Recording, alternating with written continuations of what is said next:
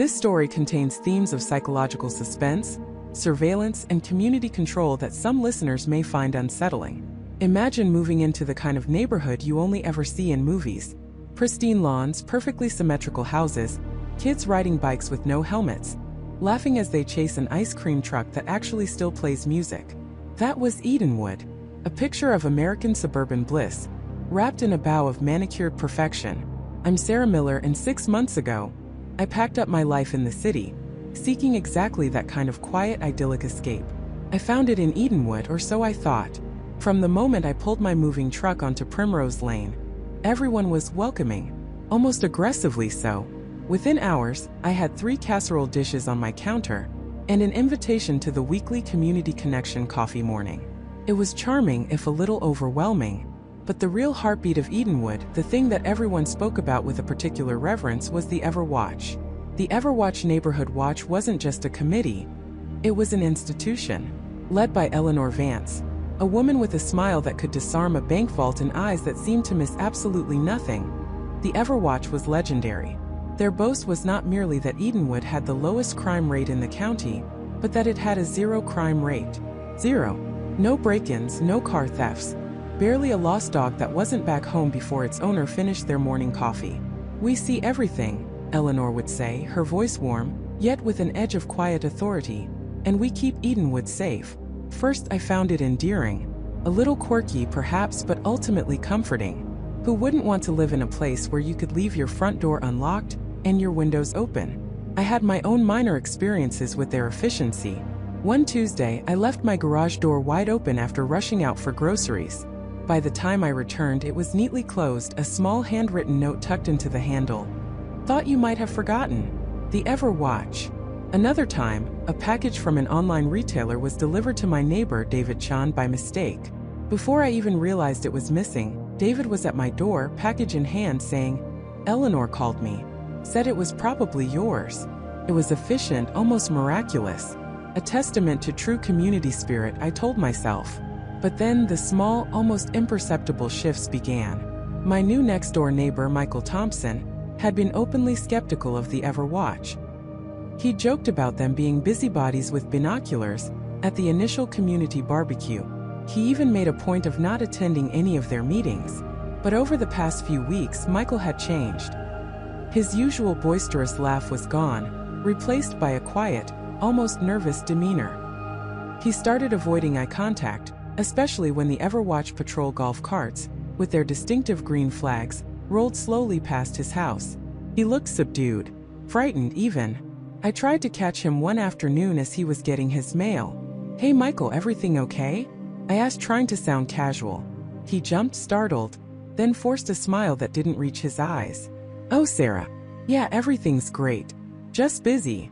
He practically bolted back inside, leaving me standing alone on the sidewalk, a strange chill creeping up my spine despite the warm afternoon sun.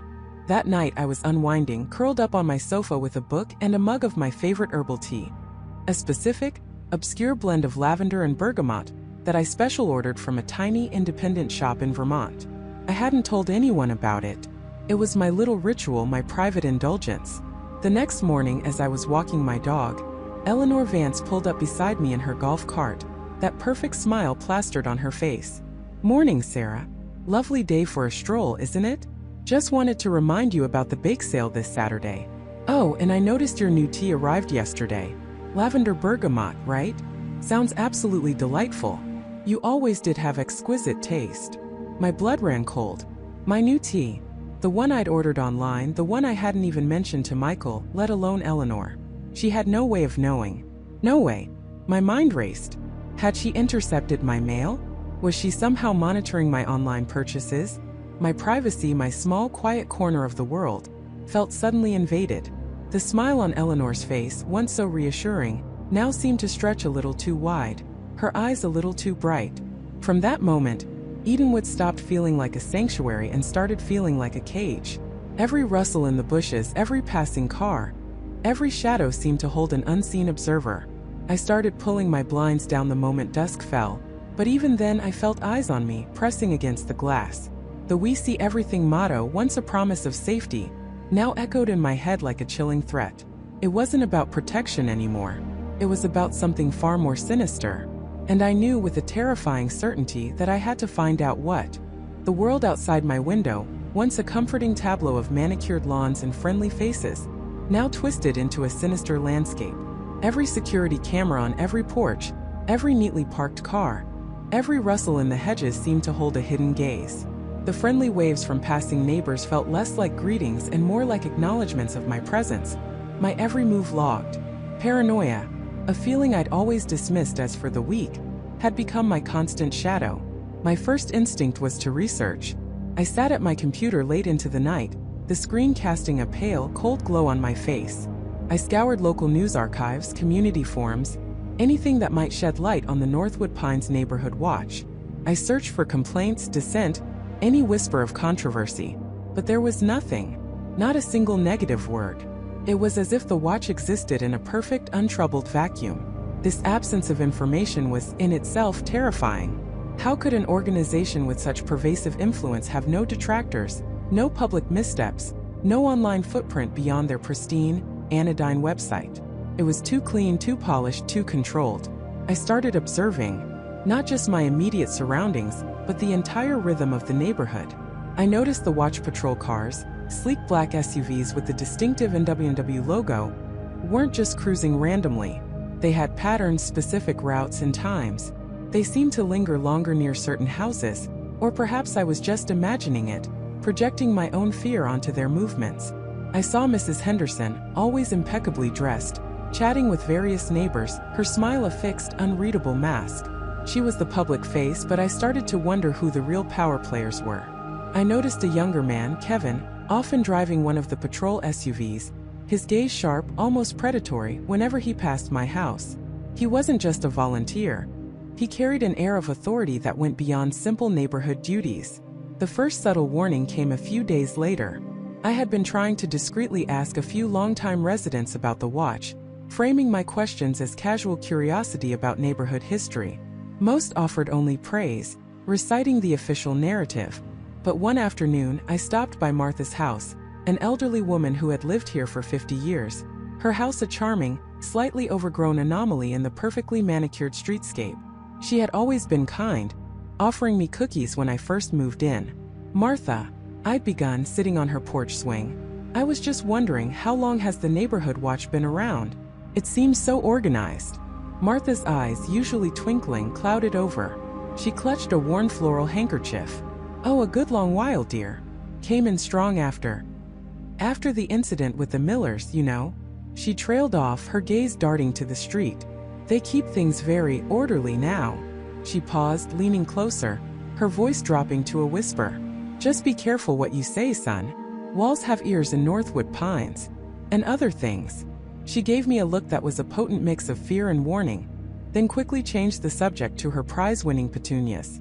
That night, my internet connection, which had been perfectly stable for years, suddenly became erratic. Pages wouldn't load, videos buffered endlessly.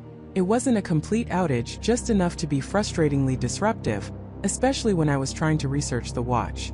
I called my provider, but they found no issues on their end. Must be local interference, sir, the technician suggested. Or maybe an old router. I knew it wasn't. Felt too coincidental. It felt deliberate. Then came the courtesy notice. My golden retriever, Buster, a normally placid dog, had been unusually restless that day, barking at squirrels with more fervor than usual. I'd let him out into the fenced yard for a bit longer than I probably should have. The next morning, taped to my front door, was a crisp white envelope with the NW&W logo.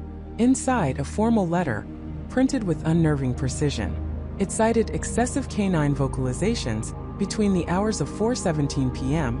and 4:42 p.m. on the previous day. It politely but firmly reminded me of the community's noise ordinances and the watch's commitment to maintaining peace and tranquility for all residents. It was signed by the Northwood Pines Neighborhood Watch Oversight Committee. The sheer specificity of the time, down to the minute, sent a chill down my spine. How did they know? It wasn't just a neighbor complaining. This was precise, almost scientific surveillance. It meant someone was not just watching but recording, documenting. It meant their "we see everything" motto wasn't just a slogan. It was a literal, terrifying truth. I felt a cold rage bubbling beneath my fear. This wasn't about safety, it was about control. Petty, suffocating control. They weren't just protecting the neighborhood from external threats. They were enforcing an internal, unspoken code of conduct, a rigid conformity that left no room for individual expression or, God forbid, dissent. My investigation deepened, becoming a clandestine operation within my own home. I started keeping a journal, not just of my observations, but of every unsettling incident. I drew maps of the watch's patrol routes, noted the locations of every visible security camera. I even installed a small covert camera of my own pointed at my driveway just to see if I could catch them in the act of, what exactly? I wasn't sure, but I needed proof. The feeling of being watched intensified. I'd catch glimpses of movement in my peripheral vision. A shadow at the edge of my property, a car idling down the street a little too long. I'd hear faint clicks on my phone line during calls. I started checking my mail more frequently, convinced someone was tampering with it. My house, once my sanctuary, began to feel like a cage. One evening as I was walking Buster, I saw Kevin, the young watch member, parked in his SUV a few houses down. He was ostensibly just sitting there, but his eyes were fixed on me. As I met his gaze, he offered a slow, deliberate smile that didn't reach his eyes. It was a smile of pure, unadulterated power. A smile that said, asterisk, we know what you're doing, and there's nothing you can do about it. Asterisk. I knew then that my research, however discreet, had not gone unnoticed. They weren't just seeing everything. They were anticipating everything. They knew I was questioning, that I was digging. And they were letting me know, in their own chilling way, that I was treading on dangerous ground. The game had begun whether I wanted it to or not. And I was already losing. The realization hit me like a physical blow. A cold, sickening wave that washed over every inch of my body. They weren't just watching. They were anticipating under everything. They knew I was questioning, that I was digging. And they were letting me know, in their own chilling way, that I was treading on dangerous ground. The game had begun whether I wanted it to or not. And I was already losing. The next few days were a blur of hyper-awareness and suffocating paranoia. Every car that slowed down on my street, every rustle in the bushes, every shadow that moved in my peripheral vision felt like a direct observation. I started checking my locks multiple times, not just on the doors but on every window, every cabinet. Sleep became a luxury I couldn't afford, my mind racing through every interaction, every casual comment, searching for the hidden meaning I must have missed. I tried to rationalize it, to tell myself it was just stress, that I was imagining things. But the evidence, however subtle, kept piling up. My internet connection, usually rock solid, began to mysteriously drop out at the most inconvenient times, specifically, when I was trying to research the neighborhood watch, or look up news articles about unexplained disappearances in nearby towns. My smart thermostat, which I always kept at a comfortable 72 degrees, would inexplicably reset itself to a frigid 65 in the middle of the night, leaving me shivering awake, the cold seeping into my bones like dread. Each incident on its own was easily dismissible, a glitch, a forgotten setting, but together they wove a tapestry of deliberate, targeted interference. The faces of the watch members, once a comforting sight, now felt like a constant accusation. David, with his ever-present clipboard and tight-lipped smile, would wave a little too enthusiastically as I left for work, his eyes lingering a moment too long in my rearview mirror. Jessica, who used to bring over cookies, now just offered a tight, knowing nod, her gaze sharp and unwavering whenever our paths crossed. Even Martha, the gentle elderly woman who tended her rose garden, seemed to look at me with a strange mixture of pity and fear, quickly averting her eyes if I met her gaze. It was as if a silent decree had been issued, a collective understanding that I was now an outsider, a problem to be managed. I desperately wanted to confide in someone, to break free from the suffocating isolation. I thought about calling my sister, Emily, who lived a few states away. She was always practical, always grounded. But as I picked up the phone, my thumb hovering over her contact, I hesitated. How would I even begin to explain? Hey Emily, my neighborhood watch is too good at their job, and I think they're literally stalking me and maybe involved in something sinister? She'd tell me to get some sleep, to stop watching so many true crime documentaries. The words would sound insane even to me. And what if they were listening? What if even a phone call to a relative was monitored? The thought itself was enough to make me put the phone down, my hand trembling. The police were an even harder sell. I pictured myself in the station, trying to articulate my nebulous fears to a bored desk sergeant. They know things, they anticipate things, they leave subtle warnings. I'd sound like a conspiracy theorist, and they'd send me home with a pamphlet on stress management. Besides, if the watch was as powerful as I suspected, what if they had connections within the local authorities? The idea sent a fresh jolt of fear through me. No, I was on my own. The surveillance wasn't just human. I started noticing new cameras. Not the obvious dome cameras perched on homes, but smaller, more discreet ones. A tiny lens embedded in a birdhouse on a neighbor's lawn.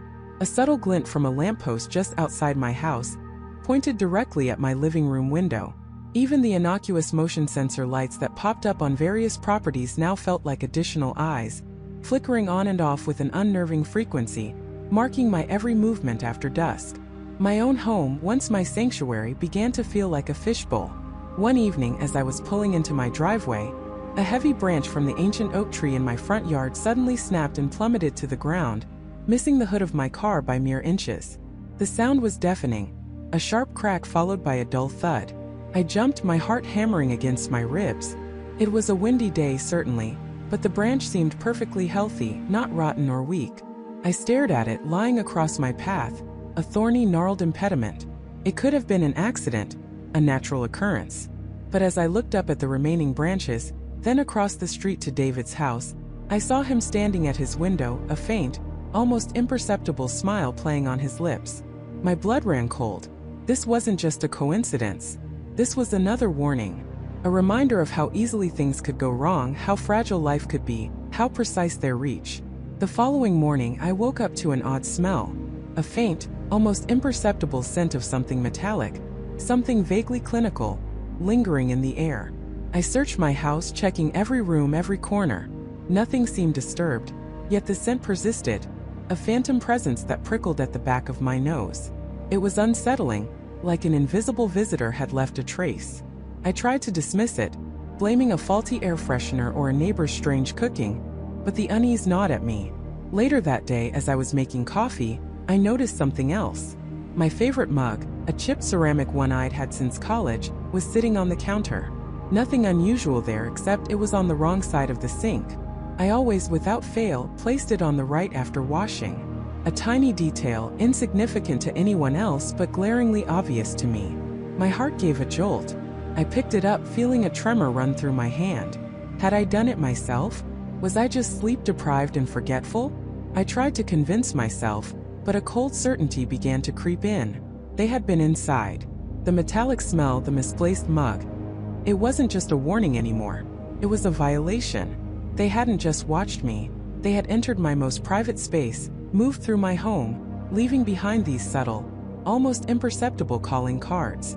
It was a declaration, a chilling message whispered directly into my ear. We are closer than you think. We can get in. We are always watching. And we can do more than just watch. Panic began to set in, a visceral fear that tightened my chest and made it hard to breathe. My sanctuary was compromised. My privacy was shattered. And the insidious nature of their intrusion, the way they left just enough doubt to make me question my own sanity, was the most terrifying part of all. I felt utterly exposed, utterly vulnerable. That night, unable to sleep, I sat in the dark, staring out my living room window. The streetlights cast long, distorted shadows. Every house was dark, seemingly asleep. But I knew better. I knew there were eyes behind those darkened windows, watching me, waiting. And then I saw it. A faint flicker of light from the second story of David's house, quickly extinguished.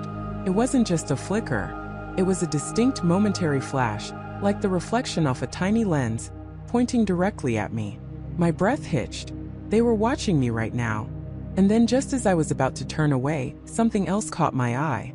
A figure, barely visible in the deep shadows across the street, near the old oak tree where the branch had fallen. It was too dark to make out details, but the silhouette was undeniably human. It stood there for a long moment, absolutely still, just observing. My blood ran cold. Was it one of them? Or was it someone else? Someone who was also watching the watchers? The figure shifted slightly, and for a split second I thought I saw a hand raise, almost in a wave or perhaps a warning. Then it melted back into the darkness, disappearing as silently as it had appeared. My mind raced. Who was that?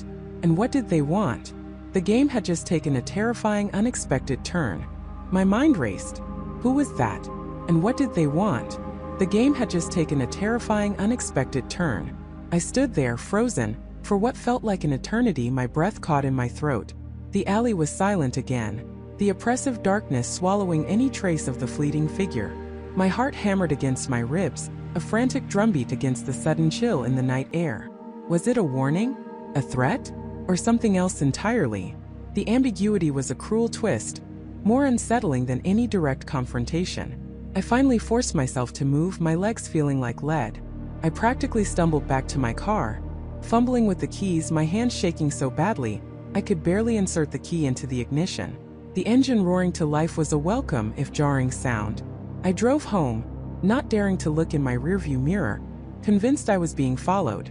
Every shadow seemed to stretch and contort, every parked car a potential hiding spot. When I finally pulled into my driveway, the familiar comfort of my home felt like a fragile illusion. I locked every door, double-checked every window, and then sat in the dark living room, staring out at the street, my mind still reeling. Sleep was impossible. The image of that hand, pale against the gloom, kept flashing behind my eyelids. It wasn't just my imagination playing tricks anymore. Someone knew I was watching, and they had made their presence known. The question was, who? Was it a member of the neighborhood watch, sending a subtle message to back off? Or was it someone else, someone observing both me and the watch? The thought twisted my stomach into knots. I had started this out of curiosity, a puzzle to solve. Now it felt like I was caught in a web, and the spider was finally making its move. The next morning, the world outside my window seemed to have shifted. The familiar suburban street, once a tableau of mundane normalcy, now felt charged with a silent tension. Every neighbor tending their garden, every dog walker, every jogger seemed to hold a secret. I felt their eyes on me even when they weren't. My paranoia was a living thing crawling under my skin. I tried to act normal, to maintain my routine, but every interaction felt like a performance. I decided I needed to be smarter. My previous observations had been passive. Now I needed to be proactive, but subtly so. I needed to understand the watch's internal structure, their key players, their methods. If they were watching me, I needed to learn how they operated. My first step was to try and identify the core members. I'd seen a few faces consistently during the patrols. A stern-faced man named David, who always wore a crisp, dark blue polo shirt. A perpetually cheerful woman named Susan, who seemed to know everyone's name and always had a plate of cookies. And an older gentleman, Mr. Henderson, whose house was a hub for various community meetings. But beyond these visible figures, who else was involved? How were decisions made? I started with the most approachable target, Susan. She often walked her golden retriever, Daisy, past my house in the mornings. Today, I made sure I was out watering my own small patch of petunias when she passed. "Good morning, Susan," I called out, trying to sound casual. "Lovely day for a walk." Susan smiled, her eyes crinkling at the corners. "It certainly is, Michael. Daisy loves her morning strolls. How are you settling in?" "Doing well, thanks," I replied. "Just enjoying the quiet of the neighborhood. I've noticed the neighborhood watch is quite active here." Her smile widened. "Oh, they're wonderful. Keeps everyone feeling so safe. You know, with all the things happening in the world, it's good to have a sense of community, people looking out for each other." "Absolutely," I agreed, trying to steer the conversation gently. "How does it all work? Is there like a central meeting place or a schedule?" Susan chuckled. "Oh, it's very informal, dear. We all just sort of keep an eye out. If you see something, say something. But David and Mr. Henderson, they're really the backbone. They organize the patrols, make sure everything's running smoothly. We have a little chat group on our phones, you know, for quick updates. But mostly, it's just good old-fashioned neighborliness." "A chat group, that's smart," I mused. "Must be useful for coordinating." "It is. Keeps us all connected," she said, her gaze drifting past me down the street. It was a fleeting glance, but it felt like she was checking something or someone. "Well, Daisy's pulling. Have a wonderful day, Michael." "You too, Susan," I called after her, a knot forming in my stomach.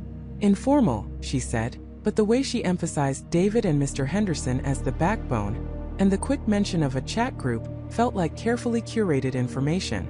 And that glance down the street, was she reporting in? Or just being vigilant? The conversation left me feeling more uneasy than before. The watch wasn't just a few dedicated volunteers. It was organized, connected, and seemingly omnipresent. The informal label felt like a deliberate misdirection, designed to make it seem less like an organized surveillance network and more like a casual community effort. Later that day, I decided to focus on David. He was the most stoic, the least outwardly friendly of the watch members I'd observed. He lived a few blocks away, in a meticulously kept house with perfectly manicured hedges. I started to note his routine. David seemed to leave his house at precisely 7:15 a.m. every weekday, always in the same dark blue polo. He'd drive a black sedan, not an official-looking vehicle, but one that seemed to blend into the background. He'd return around 5:30 p.m., but his patrols often happened in the evenings, sometimes late at night. One evening, I saw David's black sedan parked a street over from my house, a good distance from his own home. It was late, almost midnight. The streetlights cast long, distorted shadows. He was just sitting there, engine off, lights off. He wasn't on my street, but close enough to make me uncomfortable. I watched him from my darkened living room window, a cup of cold coffee in my hand. He sat there for a solid 45 minutes, unmoving, before finally pulling away, driving slowly, deliberately down the street. What was he doing? Was he waiting for someone? Was he observing a specific house? Or was he observing me? The thought sent a shiver down my spine. The feeling of being watched intensified. It wasn't just the occasional car or the subtle glances anymore. Small things started to happen. My recycling bin, which I always left neatly by the curb, would sometimes be pushed back slightly into my driveway. A small potted plant on my porch, usually facing the street, would be turned slightly towards the house. Easily dismissible things I could attribute to wind or my own forgetfulness. But taken together, they painted a chilling picture. Someone was entering my property, subtly, silently leaving their mark. They were letting me know they were there. They were letting me know they knew. The ambiguity was a weapon. Kept me on edge, made me question my own sanity. Was I imagining things? Or were these deliberate psychological tactics? The neighborhood watch wasn't just observing the neighborhood. They were actively managing it, and now they were managing me. I started feeling isolated. I couldn't confide in anyone. Who could I trust? My neighbors were either part of the watch or too afraid to speak out against it. The police? They would probably dismiss my claims as paranoia, especially given the watch's reputation for community safety. I was on my own. One evening, as I was walking my own short loop around the block, trying to clear my head, I noticed something unusual. Mr. Henderson's house, usually brightly lit and bustling with activity during the evening, was dark. Not just dark, but unusually quiet. There were no cars parked outside, no lights visible through the curtains. It was a stark contrast to its usual vibrant presence. As I walked past, I noticed a faint glow emanating from the side of the house, from a window that was usually obscured by thick bushes. It was a basement window, barely visible. Curiosity, overriding my growing fear, pulled me closer. I slowed my pace, pretending to check my phone, and edged towards the bushes. The glow was steady, almost like a monitor screen. And then I heard it. A low hum like a server or a bank of electronics. And voices. Muted, indistinct, but definitely human voices. They weren't casual, neighborly tones. They were hushed, serious, almost conspiratorial. I leaned in closer, straining to hear.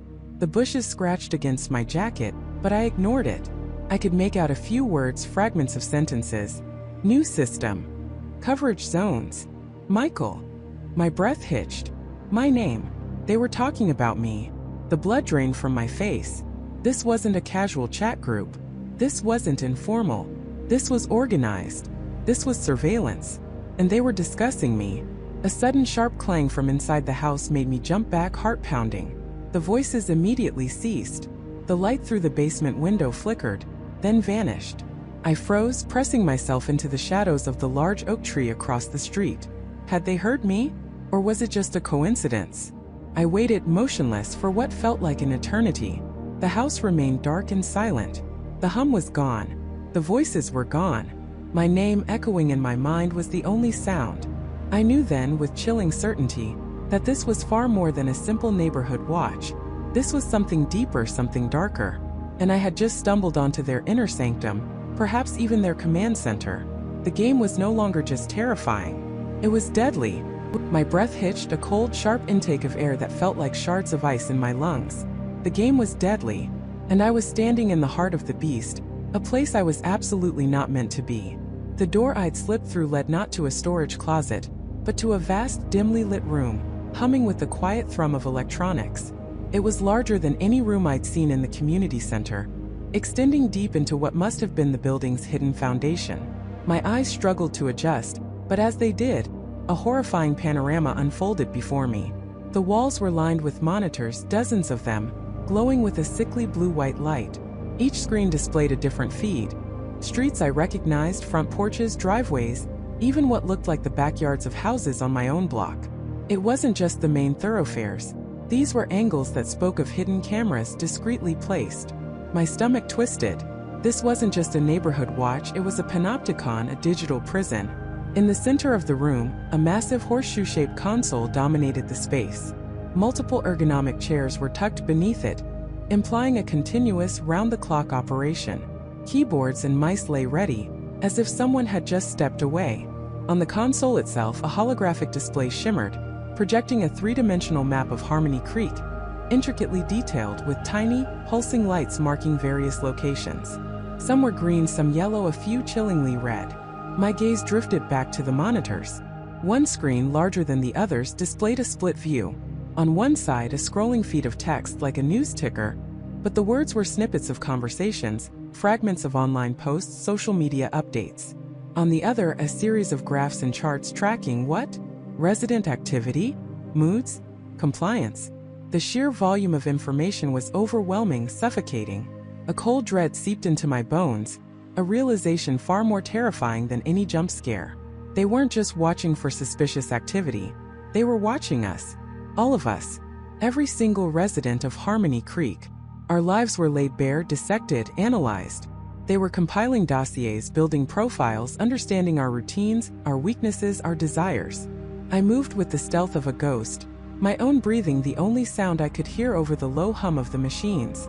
My heart hammered against my ribs, a frantic drumbeat of terror. I crept closer to the console, needing to see more, desperately needing to understand the full scope of this nightmare. As I leaned in, my eyes scanned the screen, searching for anything, any clue that would explain why. And then I saw it. On one of the smaller monitors, tucked away to the side, was a live feed of my own house. The camera was angled perfectly, showing my living room window, the porch light, the outline of my car in the driveway. It was the exact view from the small decorative birdhouse perched on the oak tree across the street. The one I'd never paid much mind to, the one I'd assumed was just a quirky lawn ornament. My blood ran cold, solidifying in my veins. They had been watching me specifically for days, perhaps weeks. My gaze darted to the holographic map. I saw a green light pulsating over my address. What did green mean? Approved? Monitored? My fingers trembled, hovering over the keyboard, wanting to interact, to pull up data, but I knew better. One wrong move, one misplaced key press, and an alarm could sound, bringing down the entire organization on my head. Then something else caught my eye. On a small physical desk adjacent to the main console, sat a stack of binders, their spines labeled with neat, almost clinical precision. Sector 3 incidents, one read. Another, resident profiles, active. And a third, one that made my blood run even colder, compliance assessments, Q2. I reached out, my hand shaking, and slowly, carefully, pulled the resident profiles active binder towards me. It was heavier than I expected. My fingers fumbled with the clasp, and it sprung open with a soft click that sounded like a gunshot in the oppressive silence. The first page I saw made my stomach drop into my shoes. It was a detailed profile of Mr. Henderson, the kindly old man who lived 2 doors down, the one who always had a smile and a freshly baked pie for new neighbors.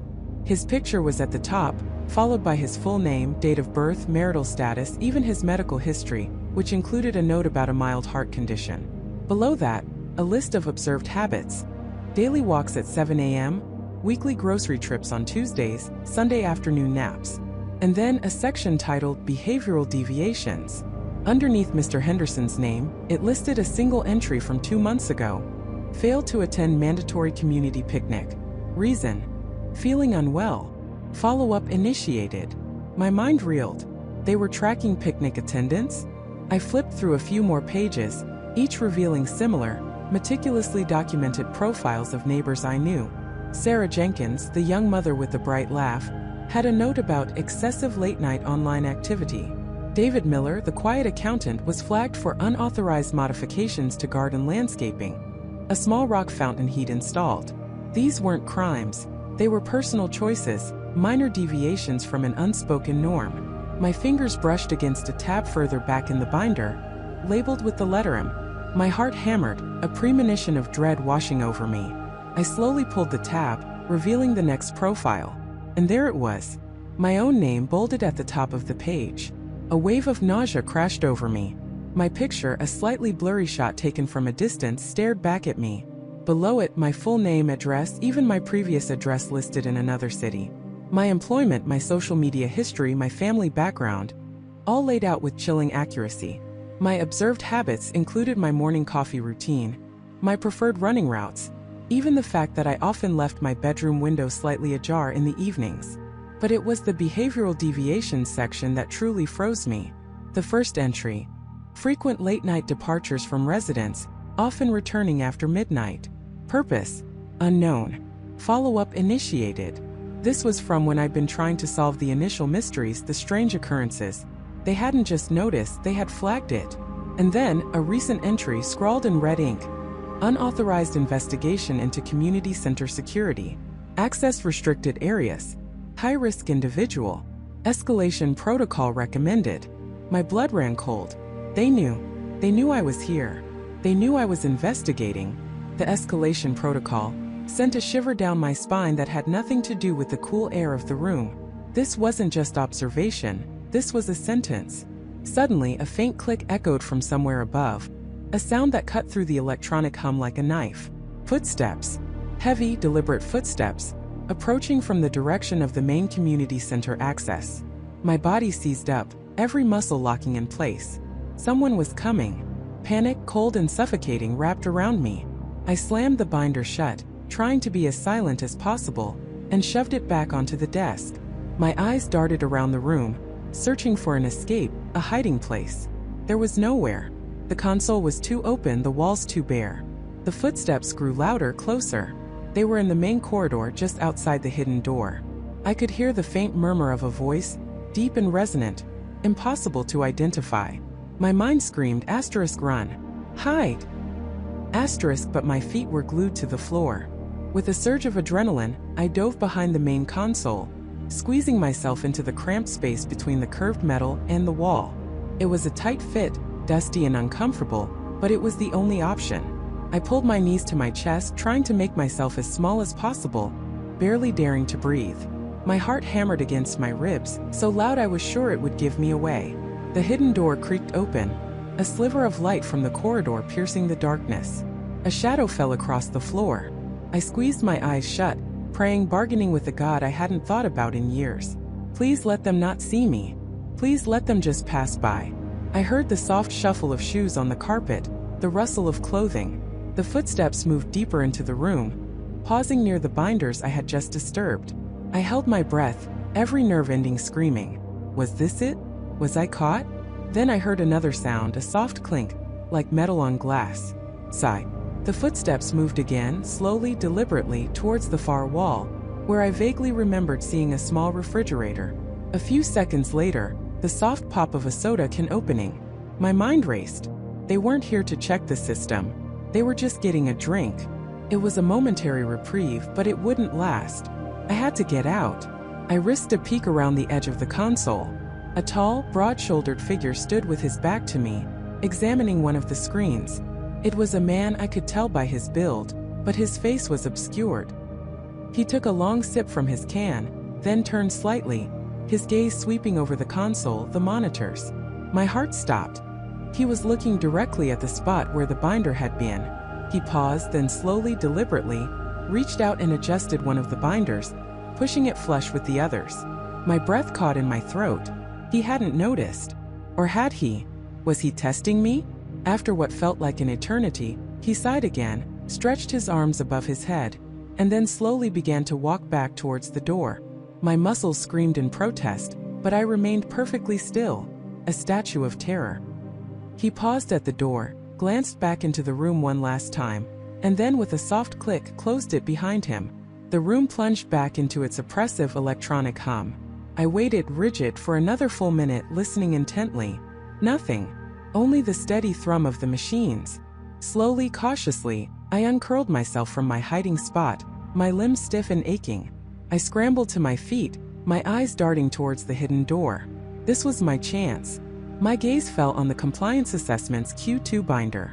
Without thinking, acting purely on instinct, I grabbed it, tucked it under my arm and sprinted for the door. I fumbled with the latch, my fingers clumsy with adrenaline, and pulled it open just enough to slip through. I didn't dare close it fully, fearing the sound.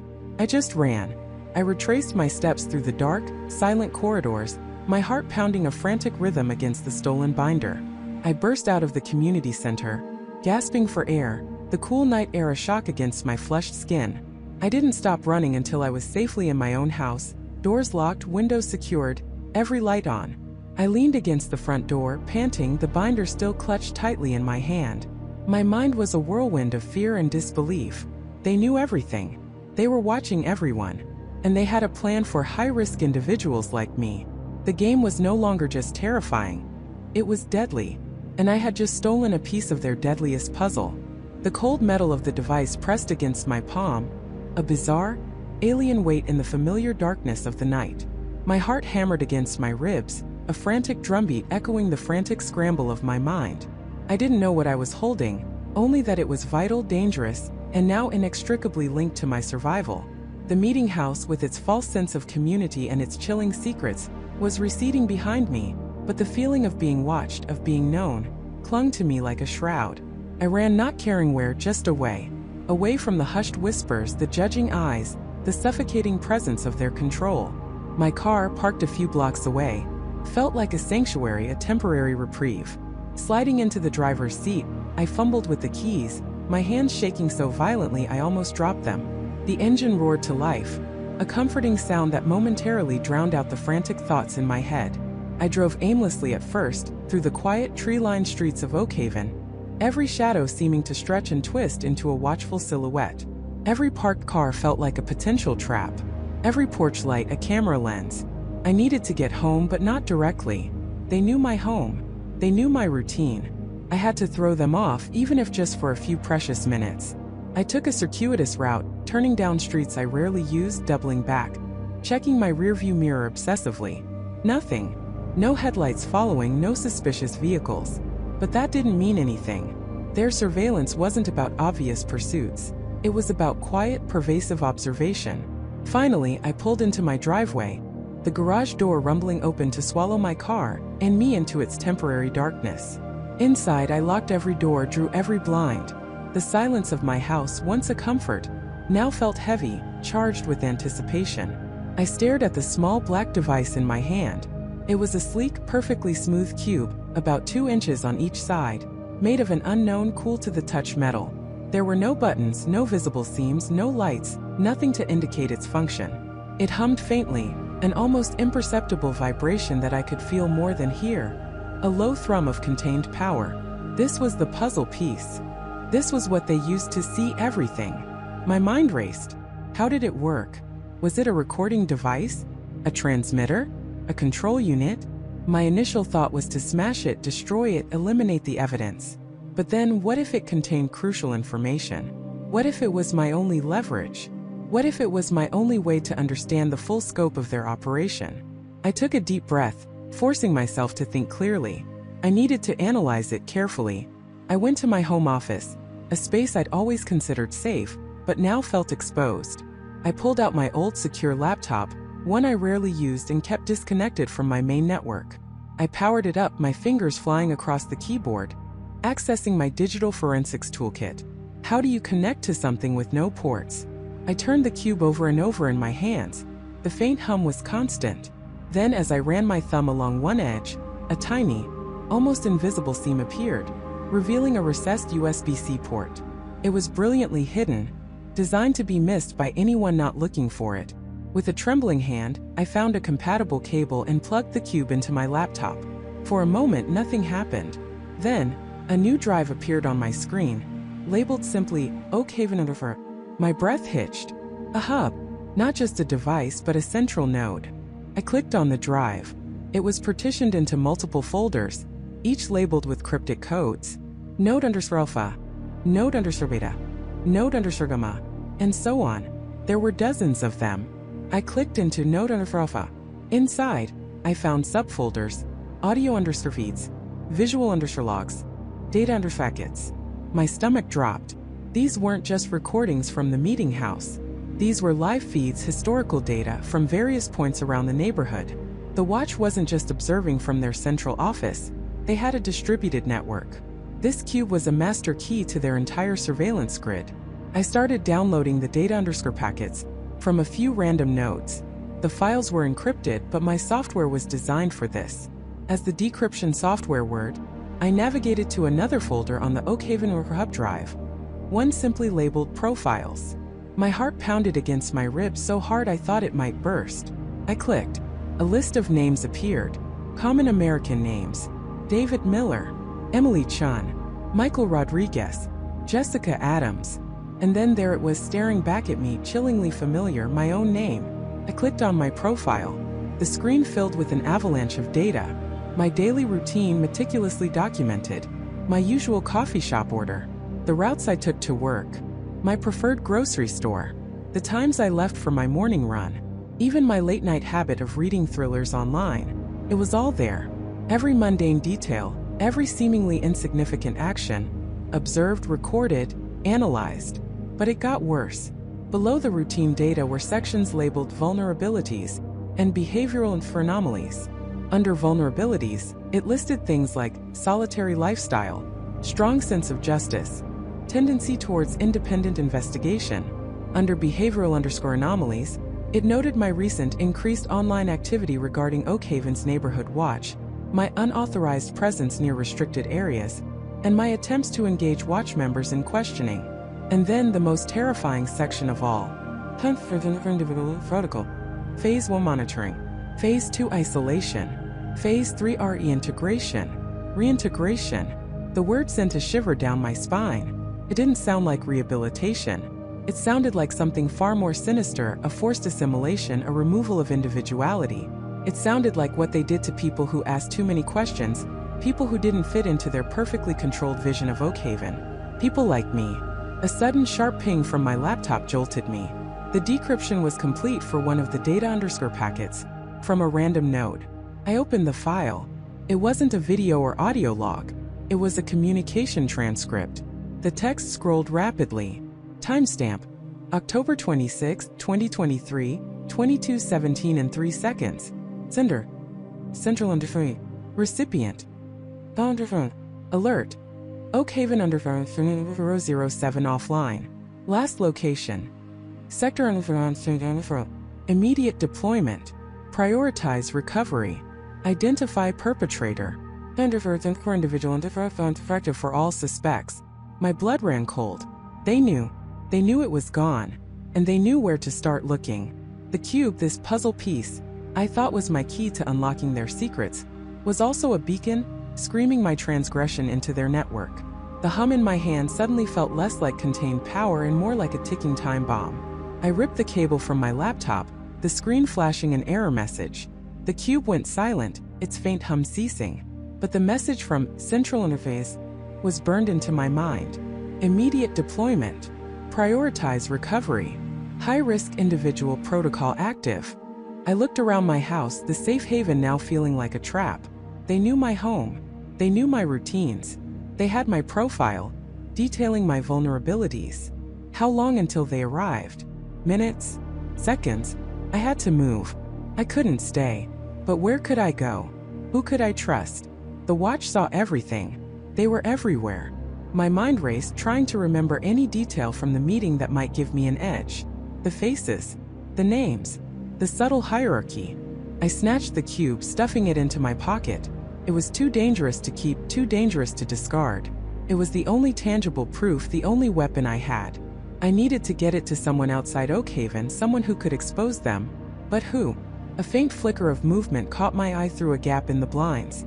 A shadow too tall, too still, at the edge of my neighbor's yard. Then the distinct, low rumble of an idling engine. barely audible over the pounding in my ears. It was too close. They were here. The game was no longer just terrifying. It was deadly, and I had just stolen a piece of their deadliest puzzle, turning myself into the ultimate high-risk individual. I had to run. I had to disappear. But first, I had to figure out how to escape a neighborhood that sees everything, while carrying the very device that made me their prime target. The words echoed in my mind, a chilling mantra. Sees everything. I cradled the small, nondescript device in my hand, its cool metal a stark contrast to the sudden, icy grip of fear around my heart. My own house, once a sanctuary, now felt like a glass cage. Every window, every door, every vent seemed to mock me with the unspoken promise of invisible eyes. I was exposed, utterly and completely, and the only proof I had of their insidious network was the very object that had sealed my fate. My first instinct was to run, to grab my car keys, throw open the door, and drive until this meticulously manicured suburban nightmare was a distant speck in my rearview mirror. But the thought died almost immediately, suffocated by the cold logic that had finally broken through my denial. How could I outrun something that already knew my every move, every habit, every escape route I might conceive? How could I disappear from a surveillance state disguised as a friendly neighborhood watch? I moved slowly, deliberately, towards the window overlooking my meticulously kept front lawn. The afternoon sun cast long shadows, painting the familiar street in an eerie new light. Mrs. Henderson's prize-winning roses seemed to whisper secrets.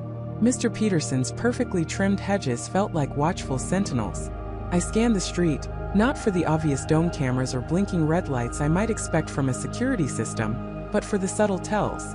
The glint of a lens in a birdhouse, perhaps? A tiny pinhole camera hidden in a porch light? Nothing. Only the serene, deceptive normalcy of Elmwood Drive.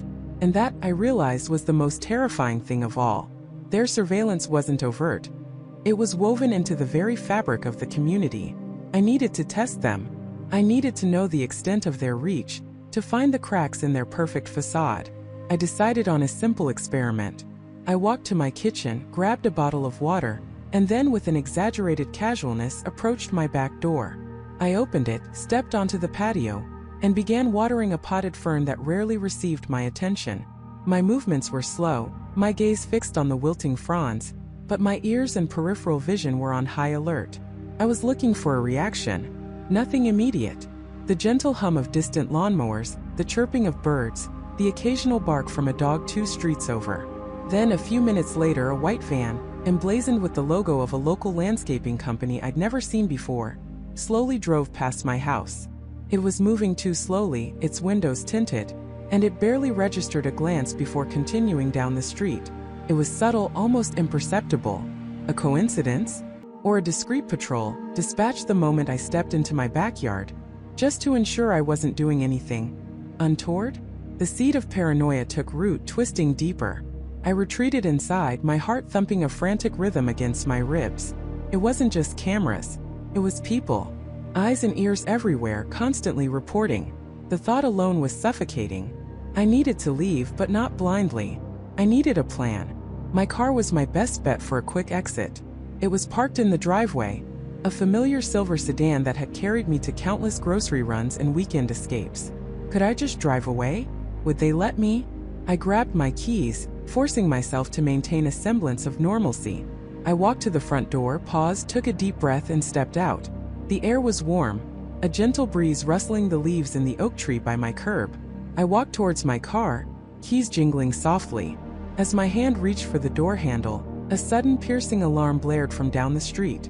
It was Sarah's house 3 doors down. A car alarm, loud and insistent, demanding attention. It wasn't just a quick burst, it kept blaring. Automatically, my head snapped in its direction, along with, I imagined, every other resident within earshot. It was a momentary distraction, but enough to make me hesitate. When the alarm finally silenced, a few long seconds later, I opened my car door. As I slid into the driver's seat, my eyes swept across the dashboard.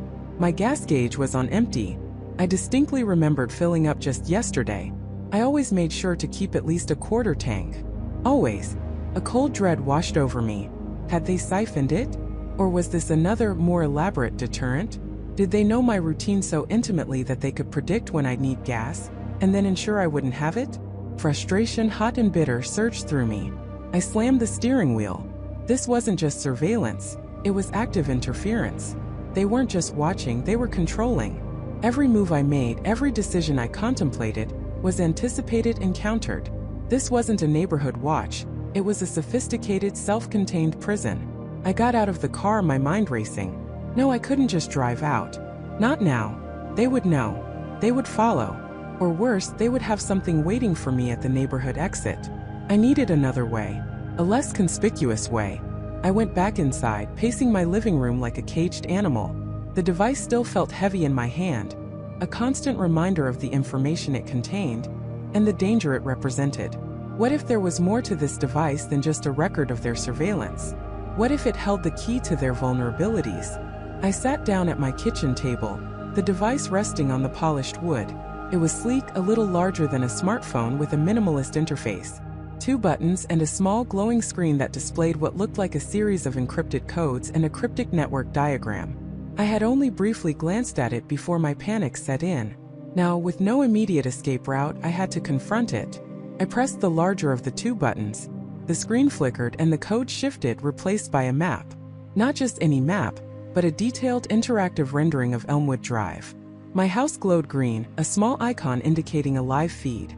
My breath hitched. This wasn't just their map. It was the map.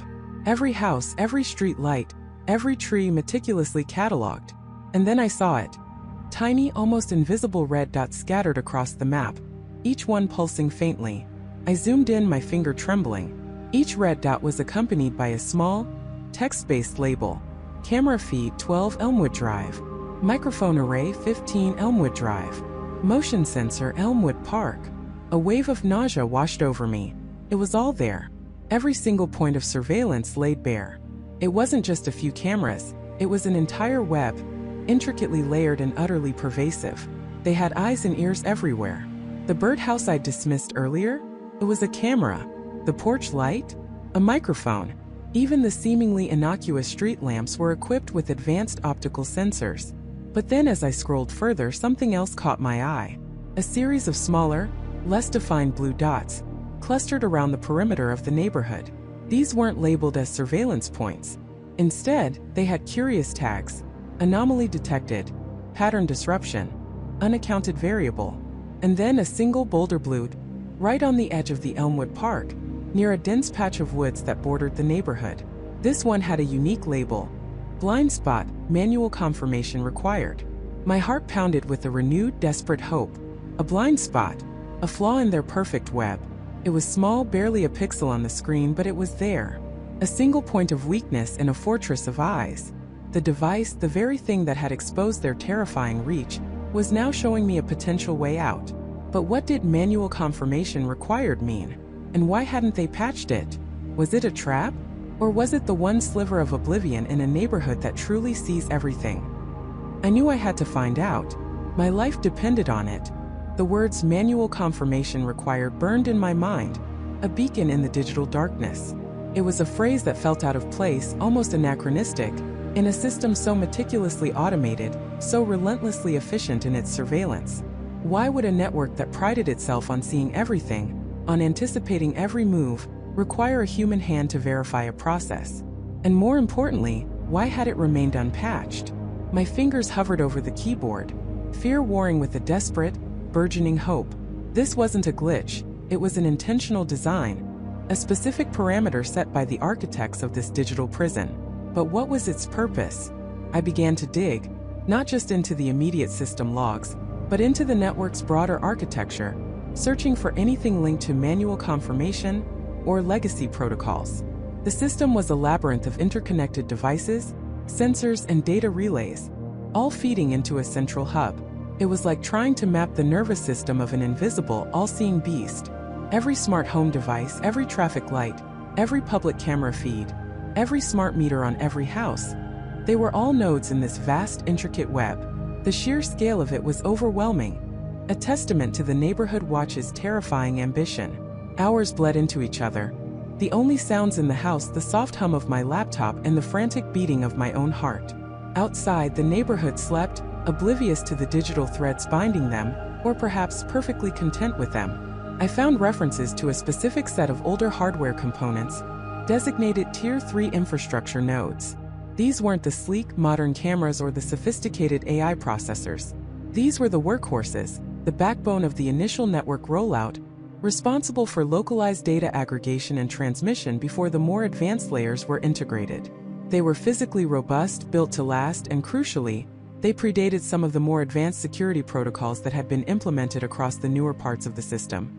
One particular type of Tier 3 node, labeled Sentinel Link Relay, kept popping up in conjunction with the manual confirmation required status. According to the system's internal documentation, these Sentinel Link relays were critical data aggregation points, responsible for collecting all local sensor data from a specific block, including video feeds, motion sensors, and even environmental data, and transmitting it to the main central server. They were designed to be highly reliable, with redundant power supplies and robust encryption. But what truly caught my attention was a footnote, buried deep within an outdated maintenance manual, I managed to pull up from an archived server. It stated that for optimal performance and to prevent data corruption during peak transmission loads, each Sentinel Link relay required a periodic manual operational integrity confirmation. If this confirmation wasn't received within a specific time frame, the relay would enter a buffer diagnostic mode, temporarily storing data locally and ceasing active transmission to the central server until the confirmation was provided. A buffer diagnostic mode, a temporary cessation of active transmission. This was it. This was the sliver of oblivion I had been searching for. It wasn't a loophole in the security, not exactly. It was a legacy feature, a fail-safe designed to protect data integrity in older hardware that had simply been integrated into the newer system without being fully patched out or replaced. The Neighborhood Watch, in their pursuit of seamless automation, had likely overlooked this one critical physical dependency.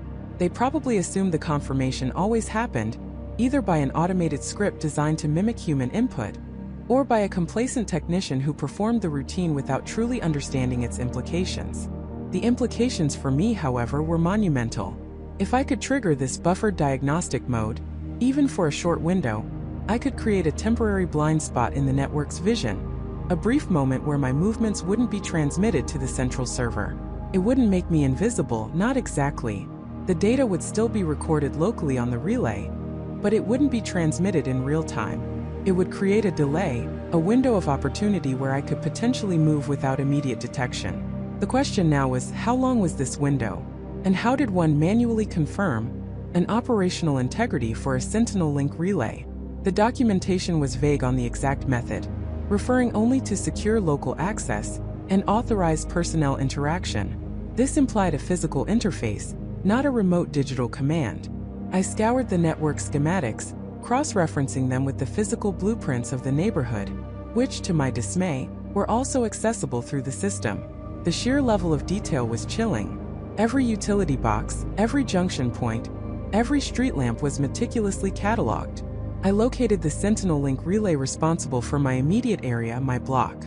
It was designated Node SL7B. According to the schematics, it was housed within a standard-looking utility box, one of those drab gray metal boxes commonly found near power poles or at the corner of properties, blending seamlessly into the suburban landscape. I had probably walked past it dozens of times without a second glance. The schematics showed a small, weather-sealed access panel on the side of the box, behind which lay a diagnostic port and a rudimentary keypad. This was the point of secure local access. This was where the manual confirmation required took place. My mind raced, piecing together the puzzle. The Neighborhood Watch likely had a schedule for these confirmations, a routine that, if disrupted, would trigger the buffer diagnostic mode. But disrupting it wasn't enough. I needed to exploit it. I needed to understand the timing, the duration, and how to trigger it at will. The archived maintenance logs indicated that the buffered diagnostic mode typically lasted for a period of 5 to 10 minutes before the system would flag the lack of confirmation as an anomaly and trigger an alert to central monitoring. 10 minutes. 10 minutes of potential real-time invisibility. It wasn't much, but it was more than I had, more than anyone trapped in this digital panopticon had. The key was the periodic nature of the confirmation. It wasn't constant. There had to be a window. I found logs of previous confirmations for Node L7B. They occurred every 72 hours, almost to the minute. The last confirmation had been logged just over 48 hours ago. That meant I had less than 24 hours until the next scheduled confirmation. If I could somehow prevent that confirmation from happening, or spoof it in a way that the system registered it as unconfirmed, I could trigger the buffer diagnostic mode. But how to access a secure utility box? And how to interact with a diagnostic port and keypad I knew nothing about. The schematic showed a standard hex bolt lock, easily picked by anyone with basic tools. The keypad, however, was another matter. It was a simple alphanumeric pad, likely requiring a specific code or sequence. Attempting random inputs would almost certainly trigger an immediate alert. I needed more information. I needed to know the code or at least how to bypass it. I delved deeper into the security protocols for Tier 3 infrastructure nodes. These older systems, while robust, often had fallback mechanisms or default administrator access points that were considered too trivial to patch once the more advanced layers of the network were deployed. I searched for default access codes, maintenance bypass, diagnostic sequences. It was like looking for a needle in a haystack, a tiny forgotten detail in a mountain of code. Then I found it. Buried in a section labeled Emergency Local Access Protocol Legacy Systems was a sequence of key presses. It wasn't a code in the traditional sense, but a series of inputs designed to initiate a system self-test on the diagnostic port, which, if successful, would briefly put the relay into a low-power, non-transmitting state for maintenance. It was designed for technicians to perform quick checks without fully disconnecting the unit from the network. It was a back door left ajar by the very people who had built my prison. The sequence was complex, involving multiple presses of specific keys in a precise order, followed by holding down a particular button for 5 seconds. It wasn't intuitive, which probably explained why it hadn't been widely exploited. It was a relic, a ghost in the machine. And the best part? The documentation specified that if this self-test was initiated, it would override any pending manual operational integrity confirmation for a period of exactly 8 minutes, during which time the relay would operate in a local buffer mode without transmitting to the central server. 8 minutes. 8 minutes of relative freedom. A plan began to form in my mind, a desperate, risky gambit. I had to get to that utility box, open it, and execute that complex key sequence before the next scheduled confirmation. If I could pull it off, I would have an 8-minute window. 8 minutes to move, to escape, to do something that the neighborhood watch couldn't immediately see. But what would I do with those 8 minutes? And what would happen the moment those 8 minutes were up? The system would surely flag the missed confirmation, the unauthorized self-test, and the sudden retransmission of buffered data. It would be a blaring alarm, a giant red flag that someone had tampered with their precious network. My heart hammered against my ribs. This wasn't a permanent solution. It was a temporary reprieve, a single fleeting chance. And if I failed, if I triggered an alarm prematurely, my situation would go from desperate to utterly hopeless. The thought of being cornered, of facing the full terrifying might of the neighborhood watch, sent a shiver down my spine. But the alternative was to remain trapped, to slowly suffocate under the weight of their constant gaze. I had to take this chance. I had to find a way to make those 8 minutes count. My life depended on it, and perhaps the lives of Michael and Jessica too. The next scheduled confirmation was less than 24 hours away, a ticking clock counting down to my potential oblivion or my utter demise. The air in my lungs felt like lead, heavy and insufficient. 24 hours. 8 minutes. Those numbers hammered in my skull, a frantic, syncopated rhythm. I moved not thinking but reacting. My body was a raw nerve, tuned to the silent hum of the house, the almost imperceptible shift in the ambient light from the streetlights outside. Every shadow, every creak of the old floorboards was a potential witness. My destination was the small, unassuming bookshelf in my study, the one filled with dusty tomes on ancient history. Not a single one had been read in years, yet their presence was critical. The third shelf from the bottom, dead center. I'd spent weeks, months even mapping the subtle surveillance patterns, the minute flickers in the smart home grid, the almost imperceptible delays in the camera feeds that the neighborhood watch had so meticulously installed. I'd found it, a daily 8-minute window precisely at 2:17 a.m., when the local network hub performed a localized, almost instant reboot. It was a blind spot, a microsecond delay in the data stream that, if exploited with surgical precision, could grant me a sliver of autonomy. My fingers, surprisingly steady despite the tremor in my soul, traced the spine of an old biography of Alexander the Great. It wasn't the book I needed. It was the one next to it, a worn copy of The Decline and Fall of the Roman Empire. I pulled it out not to read but to access the hidden switch behind it. A faint click echoed, swallowed by the thick carpet. A section of the bookshelf, cunningly camouflaged, slid inward with a soft pneumatic hiss, revealing a narrow, dark recess. Inside, nestled amongst tangled power cables and forgotten charging blocks, was my lifeline. A burner phone, its screen dark, its existence a carefully guarded secret. I'd bought it months ago, anticipating a day like this, a day when the digital walls would close in. It was a relic, old and clunky, but untraceable, unconnected to my main digital footprint. My thumb hovered over the power button. Each second was a precious drop of water in a vast desert. Pressed it. The screen flickered to life, a low glow illuminating the frantic lines etched on my face. No password, no security. It was designed for one purpose: emergency communication, a direct line to a pre-programmed contact. That contact, a former colleague, a brilliant but eccentric cybersecurity expert named Emily. She'd always been skeptical of the neighborhood watch, dismissing them as paranoid busybodies, but I'd shared my growing unease with her in hushed tones, planting seeds of doubt, giving her encrypted files, a digital dead man switch just in case. She was my only hope. My fingers, now trembling, navigated to the messaging app. I couldn't risk a call. Too loud, too long, too easily intercepted once the 8 minutes were up. A text message, short, concise, encrypted. Emily. NW is real. Michael and Jessica taken. Need access to Project Chimera server. Now. Time critical. They know about you. You're next. I hesitated for a fraction of a second, my heart hammering against my ribs. They know about you. That was a gamble, a desperate attempt to make her realize the immediacy of the threat. If they knew about me, they'd undoubtedly be extending their reach to anyone I might have confided in. I hit send. The message hung in the digital ether for what felt like an eternity. Then a small, delivered notification appeared. Hope, fragile and terrifying, flared in my chest. Now the waiting. The 8 minutes were slipping away. I had to assume Emily was either asleep or actively monitoring the dead man's switch. My contingency plan if she didn't respond was bleak. Activate the Oblivion protocol myself, but on my terms. Destroy my own digital identity. Disappear into the anonymity of the deep web. A ghost in the machine, rather than be absorbed into their insidious network. A new message notification popped up on the burner phone. Emily. My breath caught. David? Are you insane? What's Project Chimera? I warned you. Don't engage with these lunatics. They're just a bunch of bored retirees. My blood ran cold. She hadn't received the full message. Or she was playing dumb.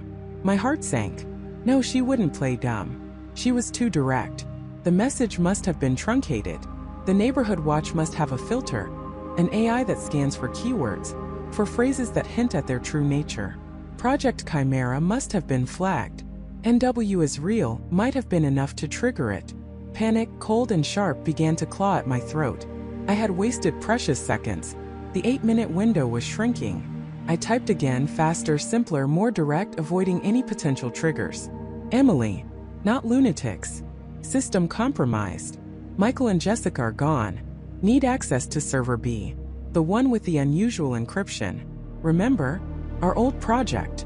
This was a riskier gambit. Server B was a relic from a past, highly secretive, and ethically dubious project we'd worked on years ago. A project that had given us insights into advanced data manipulation. If the neighborhood watch was monitoring Emily's communications, mentioning Server B might expose our past. But it was my only shot. It was a code, a specific reference that only she would understand. I sent it. Another agonizing wait.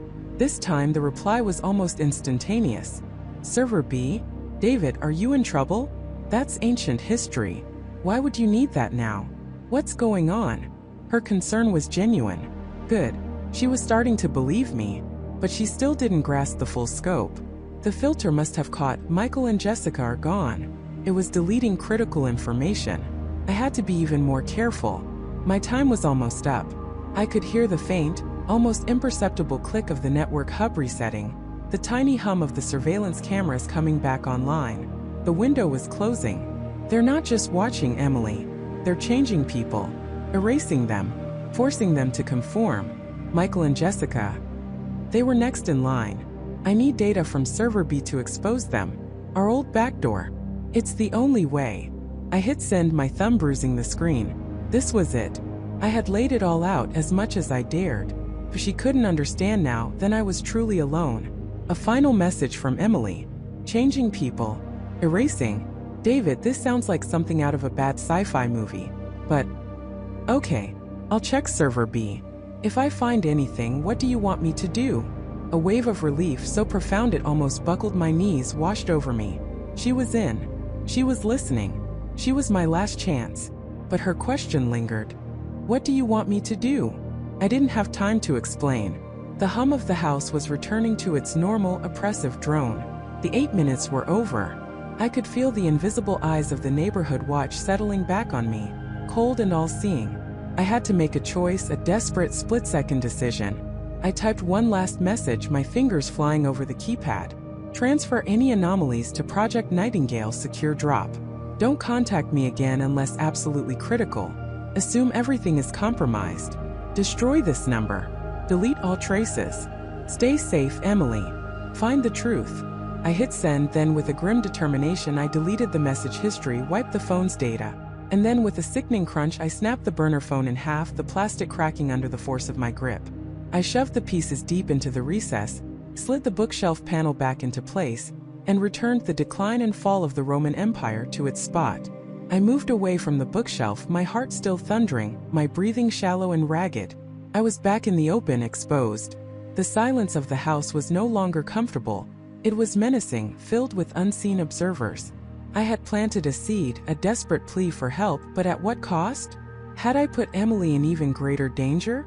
Had I already revealed too much? I stood in the center of my study, the faint glow of the streetlights painting long shadows across the room. My mind raced, trying to process the implications of Emily's truncated messages. The neighborhood watch wasn't just observing. They were actively filtering information, controlling narratives, shaping reality. The oblivion wasn't just disappearing without a trace. It was being erased from the collective consciousness, having your entire existence scrubbed from memory. And the confirmation in less than 24 hours? It wasn't just a check-in. It was the final step in their assimilation process. My mind went back to the blank, vacant stares of the re-educated individuals I'd glimpsed at those chilling neighborhood watch meetings. They weren't just compliant, they were empty shells. That was the true demise. Not death, but the death of self. I had given Emily a mission. Now I had to survive long enough for her to complete it. The next 24 hours would be a battle of wills, a desperate dance on the precipice of my own erasure. I had to appear normal, compliant, utterly oblivious to the desperate plea I had just sent out into the digital void. But inside, a fire had been lit. I had stared into the abyss, and the abyss was wearing a friendly smile, offering freshly baked cookies, and watching my every move. The fire inside me wasn't just anger. It was a desperate, burning need for proof. My house, once a sanctuary, now felt like a gilded cage, every window a potential lens, every shadow a lurking eye. I checked my phone every 5 minutes, my heart hammering against my ribs, hoping for a flicker of response to the message I'd sent. Nothing.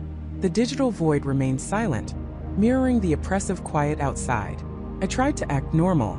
I walked my dog, waved to neighbors, even exchanged pleasantries about the weather with David, who was meticulously pruning his roses. His smile was as benign as ever, but I saw the calculation in his eyes, the almost imperceptible shift of his gaze towards my house. My paranoia wasn't just a feeling anymore. It was a sharpened sixth sense. The subtle signs began to multiply. My internet connection, usually rock solid, experienced intermittent drops, particularly when I was researching old property records or news articles about the neighborhood. My smart thermostat, which I rarely touched, would mysteriously adjust itself, making my living room uncomfortably warm or cold. One morning I found a small, meticulously folded flyer for the Neighborhood Watch's upcoming community wellness fair, tucked inside my mailbox, not just hanging on the flag. It was a minor detail, easily dismissed, but it felt like a deliberate intrusion, a quiet declaration that they could reach anywhere. The most chilling incident involved a package. I had ordered a new external hard drive online, something I needed for backing up my system, and it had been marked as delivered, but it wasn't on my porch.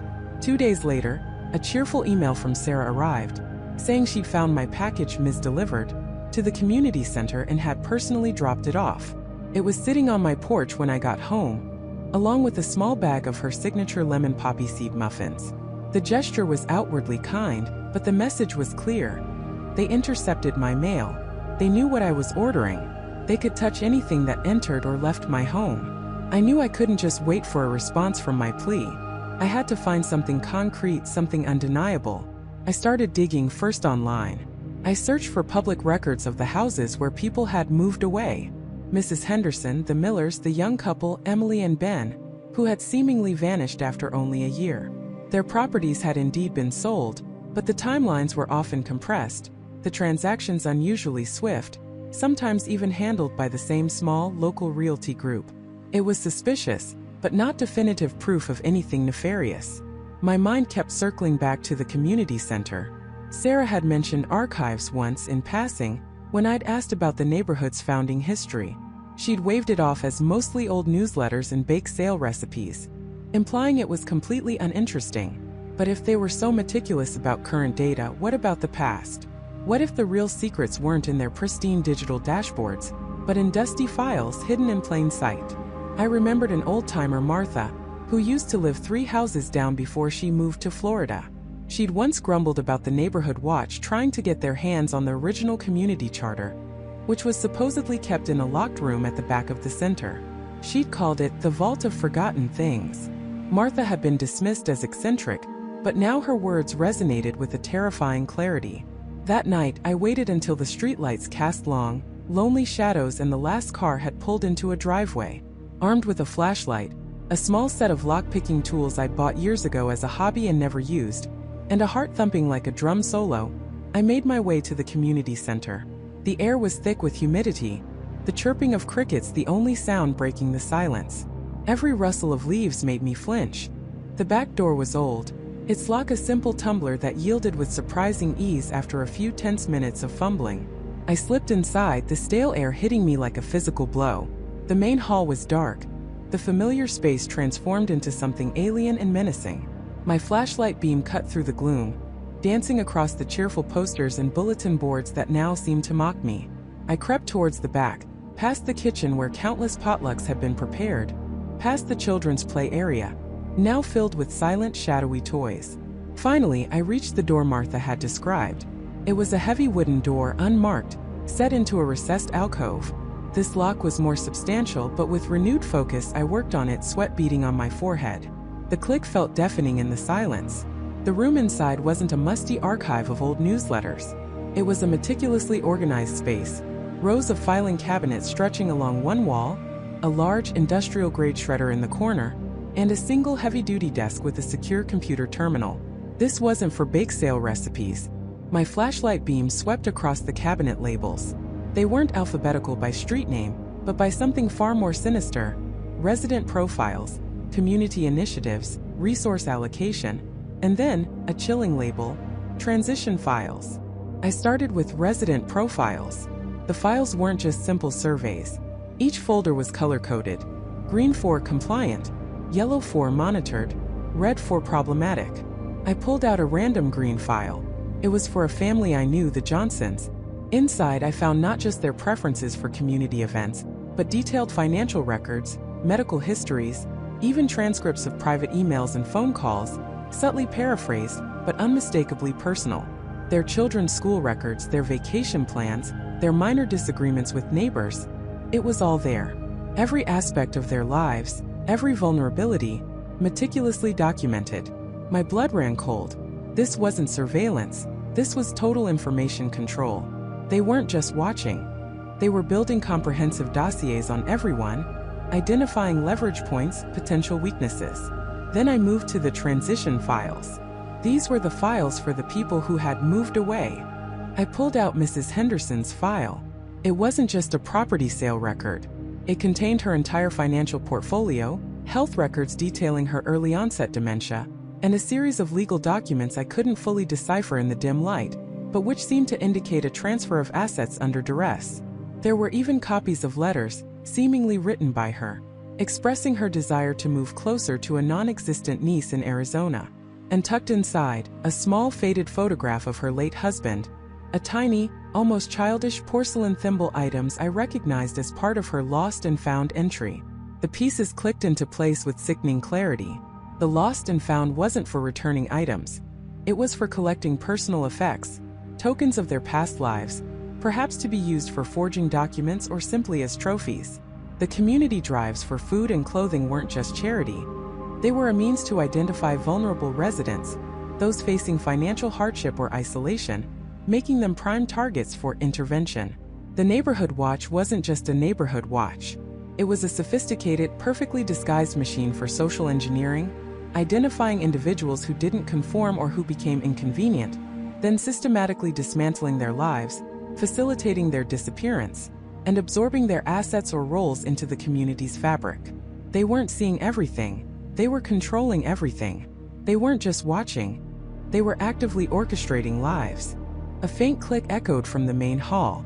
My breath hitched. Someone was here. My heart leaped into my throat. I wasn't alone.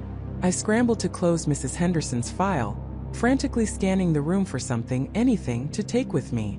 My eyes landed on the desktop computer. It was logged in, a folder labeled Operations Log. I fumbled for the small empty flash drive I'd brought, my hand shaking so violently I almost dropped it. I jammed it into the USB port, praying it would work, praying I'd have enough time. The progress bar crawled. 1%. 2. 3. Footsteps. Closer now. Slow, deliberate. They weren't trying to be quiet anymore. 6%. 7. I heard the distinct sound of the main hall light switch being flicked. A sliver of light appeared under the door. 9%. 10. Panic surged, cold and sharp. I yanked the flash drive out, the progress bar barely a quarter full, but it was something. I shoved the drive into my pocket, slammed the cabinet drawer shut, and darted towards a small, unlit back window I'd noticed. It was high but not impossible. Just as my fingers touched the latch, the door to the archive room swung open. Standing silhouetted against the dim light of the main hall, a tall, imposing figure. It was David. His face was unreadable in the low light, but his voice, when he spoke, was calm, almost disappointed. "Michael, what in the world are you doing in here?" My mind raced. There was no denying it. I was caught, but I had the flash drive. I had proof. I heard a noise. I stammered, my voice cracking. Thought someone had broken in. David took a slow step forward, his shadow stretching across the floor towards me. A noise? In the locked archive room? That's quite a coincidence, isn't it? His eyes, though still largely in shadow, seemed to bore into mine. "You know, Michael, we value transparency here, but we also value privacy, especially when it comes to sensitive community information." He wasn't smiling, and for the first time I truly saw it beyond the friendly neighbor facade. The cold, calculating menace that lay beneath. I was no longer just a curious resident. I was a trespasser, a threat, and I had just confirmed everything I suspected and then some. I had stared into the abyss, and the abyss was now staring back, not with a friendly smile, but with a chilling, silent promise of consequences. My heart was a frantic drum against my ribs, echoing the terrifying truth. I had the evidence, but now I was utterly, irrevocably alone. Trapped in a neighborhood that saw everything and controlled even more. I had the evidence, but now I was utterly, irrevocably alone, trapped in a neighborhood that saw everything and controlled even more.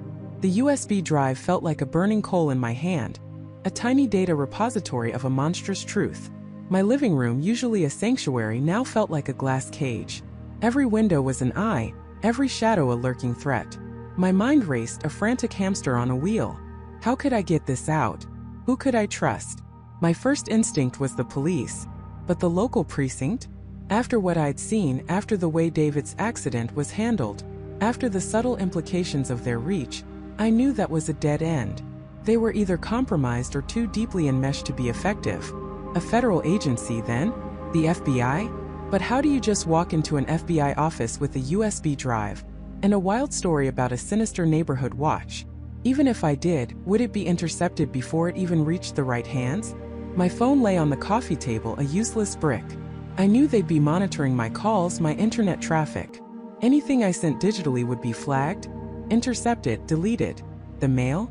The watch had eyes on everything that came in and out of the neighborhood. My car was probably trackable. I was a fish in a barrel, and the barrel was my own home. Panic, cold and sharp, began to set in. I gripped the drive, my knuckles white. They knew. They had to. The cameras, the microphones, the network of informants, someone would have seen me, heard me. Mr. Henderson's calm, confident demeanor replayed in my mind. He wasn't just a busybody. He was a spider, and I had just blundered into his web. I needed a physical way out, a way to deliver this evidence to someone far beyond their reach. My gaze swept around the room, desperate. My eyes landed on the old fireplace. It hadn't been used in years, just a decorative piece. But I remembered an old access panel in the back of the chimney, meant for cleaning, that led to a small, forgotten crawl space under the house. It was a relic from the house's original construction, something most people wouldn't even know existed. A long shot, but it was something.